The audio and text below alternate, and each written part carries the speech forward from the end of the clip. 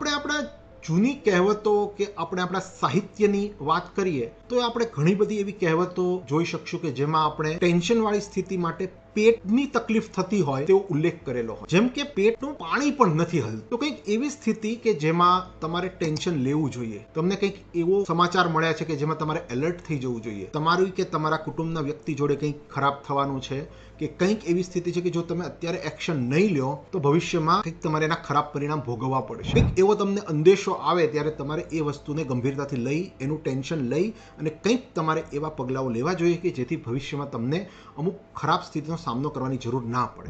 આવી સ્થિતિ માટે પેટનું પાણી હલવું કંઈક શબ્દનો ઉપયોગ કે રૂઢિપ્રયોગનો ઉપયોગ કરવામાં આવે છે. અને પેટનું પાણી પણ નથી હલતું એટલે કે તમે સાવ બેદરકાર છો. તમારે આવી વસ્તુમાં થોડું સ્ટ્રેસ કે ટેન્શન લેવું જોઈએ અને ધ્યાન આપવું જોઈએ પણ નથી આપતા. કંઈક એ સંદર્ભમાં આનો ઉપયોગ કરવામાં કંઈક સમયે એ વખતે પણ વડીલોને કે સાહિત્યકારોને એવો ખ્યાલ આવી ગયો હશે કે આપણે જ્યારે ટેન્શનવાળી કે સ્ટ્રેસફુલ સ્થિતિમાં હોઈએ ત્યારે તેની અસર પેટ પર પણ થતી હોય છે. તો જે વખતે તમે સ્ટ્રેસમાં કે ટેન્શનમાં હોવા જોઈએ એને કંઈક પેટનું પાણી હલે છે કે એ સંદર્ભમાં કંઈક સમજાવવાની કોશિશ કરવામાં આવે. આવો જ એક બીજો રૂઢિપ્રયોગ જુઓ તો પેટમાં ફાળ પડવી. કંઈક એવી સ્થિતિમાં તમે હો કે જ્યારે તમને એકદમ ડર લાગી જાય, જાણે કોઈ સામે કોઈ જંગલી જાનવર છે, સિંહ આવી ગયો છે, હવે તો મને મારી નાખશે, હવે મારે કોઈ જીવવાનું કોઈ અઘરું છે. તો જ્યારે તમને એવો અંદાજ આવી જાય અને તમે જે રીતે ટેન્શનમાં કે સ્ટ્રેસમાં આવી જાવ કે હવે તો મારું શું થશે, તો આવી સ્થિતિ માટે કંઈક પેટમાં ફાળ પડી. અરે એ વસ્તુને એ જોઈને મને તો એવી પેટમાં ફાળ પડીને કે હું તો બહુ ડરી ગયો. તો આવા વસ્તુ માટે પેટમાં ફાળ પડવી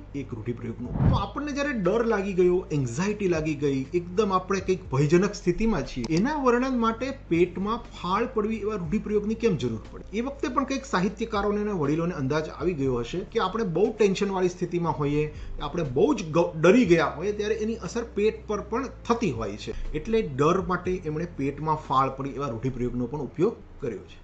હવે આપણે સાહિત્યની વાત કરીએ તો પણ એવું જણાય છે કે પેટના લક્ષણો અને મગજની ક્રિયાઓ કંઈક એકબીજા સાથે સંકળાયેલી હોય છે.